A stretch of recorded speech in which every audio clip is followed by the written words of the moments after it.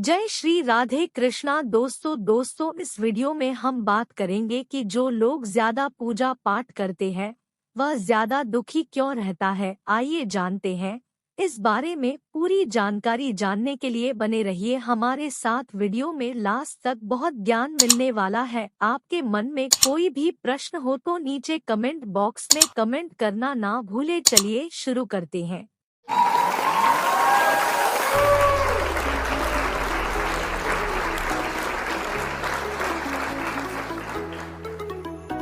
हमारे चैनल को सब्सक्राइब करें और बेल आइकन दबाएं।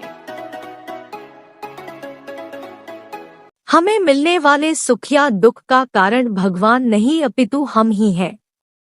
हमारे कर्म ही हमें सुख दुख देते हैं। कर्म सकाम व निष्काम होते हैं। सकाम कर्म यानी ऐसे कर्म जिनके बदले में हम कुछ भौतिक सुख सुविधाएं चाहते हैं। ऐसे कर्मों का फल सुख दुख के रूप में मिलता है।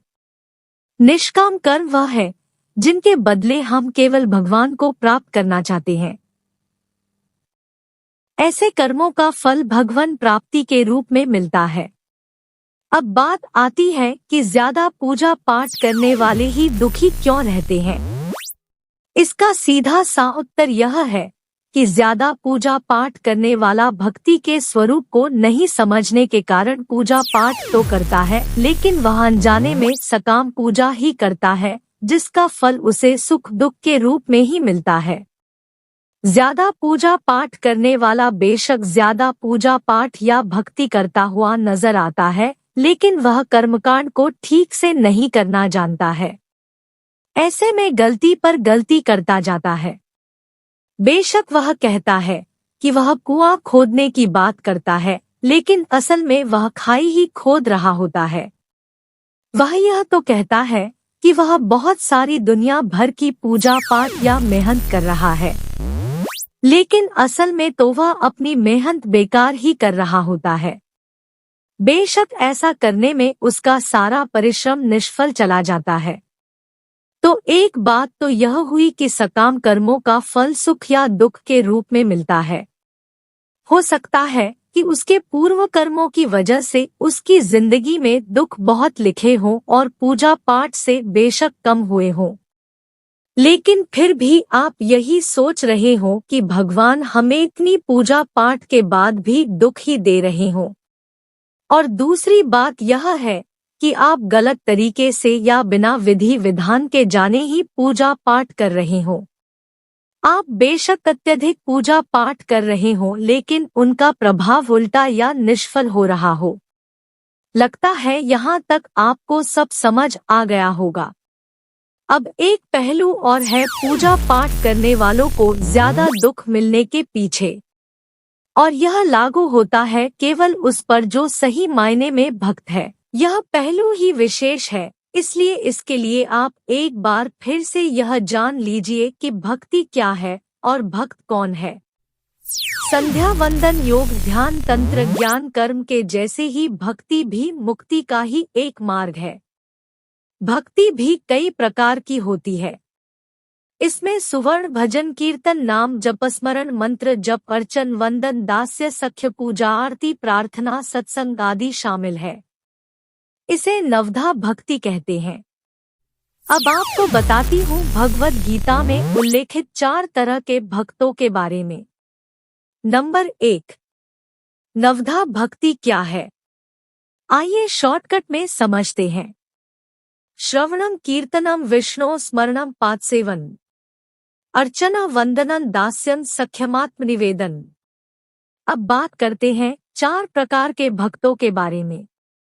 गीता में भगवान श्री कृष्ण कहते हैं, चतुर्विधा भजन्ते मां जना सुकृतिनोर्जुन आर्तो जिज्ञासुरर्थार्थी ज्ञानी च भरतर्षभ। ये 4 प्रकार के भक्त मेरा भजन किया करते हैं। इनमें से सबसे निम्न श्रेणी का भक्त अर्थार्थी है। उससे श्रेष्ठार्थ, आर्थ से श्रेष्ठ जिज्ञासु और जिज्ञासु से भी श्रेष्ठ ज्ञानी है। बात करते हैं आर्थ। आर्त भक्त वह है जो शारीरिक कष्ट आ जाने पर या धन वैभव नष्ट होने पर अपना दुख दूर करने के लिए भगवान को पुकारता है। यही दुखी ज्यादा रहता है और भगवान को दोष देता है कि मैं तो इतना सारा पूजा पाठ करता हूँ लेकिन फिर भी मुझे इतना दुख। इसकी एक वजह है, उसका प्रारब्ध भी होता है। फिर है नंबर 2, जिज्ञासु। जिज्ञासु भक्त अपने शरीर के पोषण के लिए नहीं वरन संसार को अनित्य जानकर भगवान का तत्व जानने और उन्हें पाने के लिए भजन करता है। यह भक्त भी भगवान से कुछ चाहता है, क्योंकि जिज्ञासा भी तो किसी चीज को चाहना ही है। नंबर 3 है अर्थार्थी। अर्थार्थी भक्त वह है जो भोग, ऐश्वर्य और सुख प्राप्त करने के लिए भगवान का भजन करता है। उसके लिए भोग पदार्थ व धन मुख्य होता है और भगवान का भजन गौण। यह भक्त भी सुख दुख पाता है क्योंकि इसका उद्देश्य भी सकाम कर्म है और सकाम कर्म का फल सुख दुख के रूप में मिलता है। बेशक आपके द्वारा की गई भक्ति का फल अवश्य मिलता है।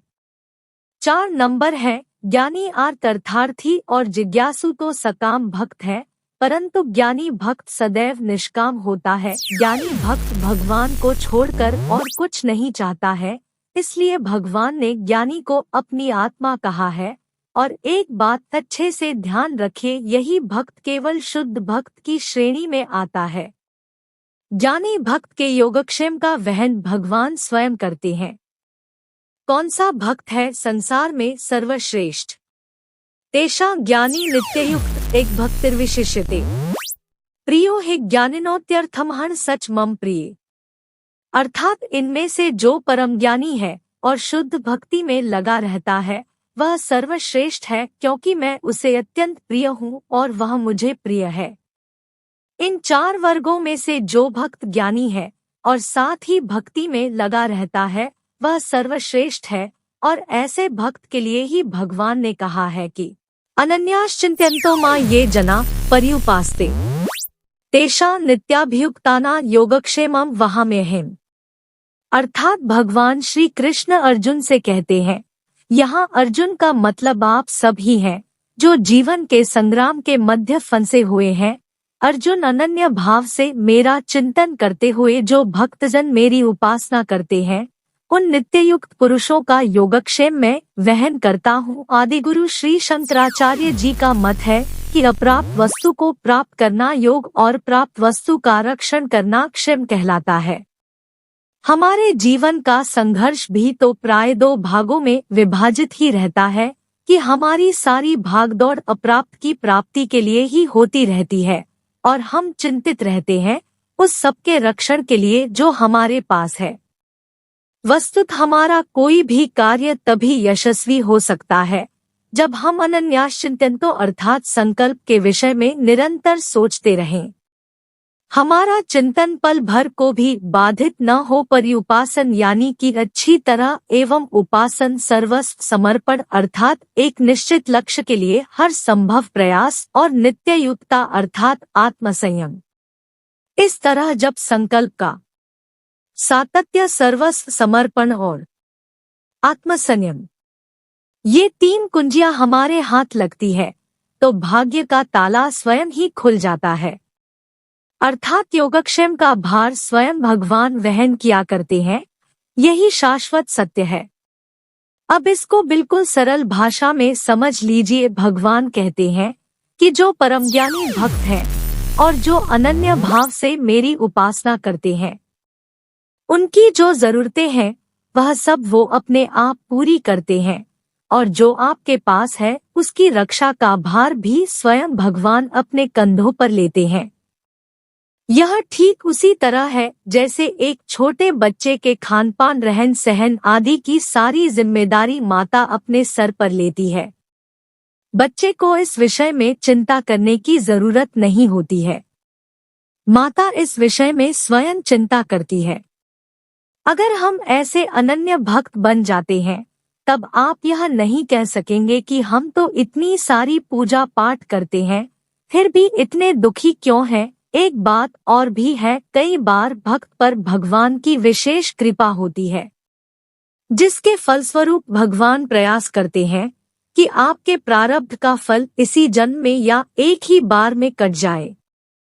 ऐसे में वे आपसे ज्यादा पूजा पाठ भी करवा सकते हैं, क्योंकि फल तो कर्म करने से ही मिलेगा।